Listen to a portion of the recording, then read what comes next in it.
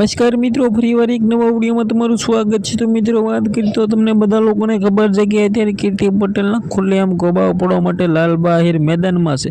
જી હા મિત્રો, વાત કરીએ તો ક્યાંક ને ક્યાંક તમને લોકોને ખબર છે કે 1-2 અઠવાડિયાથી વિરોધ ચાલી રહ્યો છે કીર્તિ પટેલ લાલ આહિર।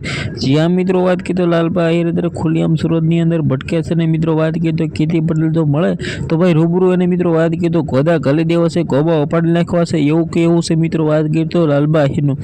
હવે મિત્રો શું મળતી માહિતી મુજબ મળી છે બધા જ માહિતી આગળ તમને બતાવવા જઈ રહ્યો છું, પણ એની પહેલાં યુટ્યુબમાં જે પહેલી વાર આવ્યો હોય તો ભાઈ વિડીયોને શેર કરીને સબસ્ક્રાઈબ કરવાનું ભૂલો નથી।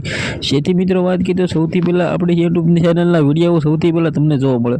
હવે ભાઈઓ વાત કરીએ તો તમને લોકોને ખબર છે કીર્તિ પટેલ છે એ ખુલ્લા મિત્રો વાત કરીએ તો લાલબા આહિરને ગાળો દીધી હતી અને મિત્રો વાત કરીએ તો લાલબા આહિર પાસે લોકેશન માંગતી હતી, પરંતુ મિત્રો લાલબા આહિર ખુલ્લેઆમ અત્યારે સુરતની અંદર મિત્રો વાત કરીએ તો સામેથી આવી ગયા છે અને ખુલ્લેઆમ ભાઈ કીર્તિ પટેલના ગોબા આ વખતે તો ઉપાડી જ લેવા છે એવું કેવું છે।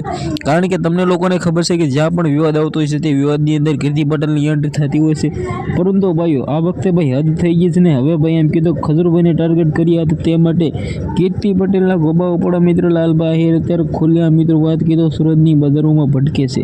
હવે ભાઈઓ આપણે આવનારા ટાઈમમાં જોવું રહેશે કે શું થાય છે શું નહીં, કારણ કે આ કીર્તિ પટેલ તમને લોકોને ખબર છે કે જ્યાં પણ વિવાદ આવતો હોય છે ત્યાં તેની એન્ટ્રી થતી હોય છે। હવે કીર્તિ પટેલ કેટલી હારસી કેટલી ખોટી એ તો આપણને ખબર નથી, પરંતુ ભાઈઓ તે ઉપાડો લીધો છે।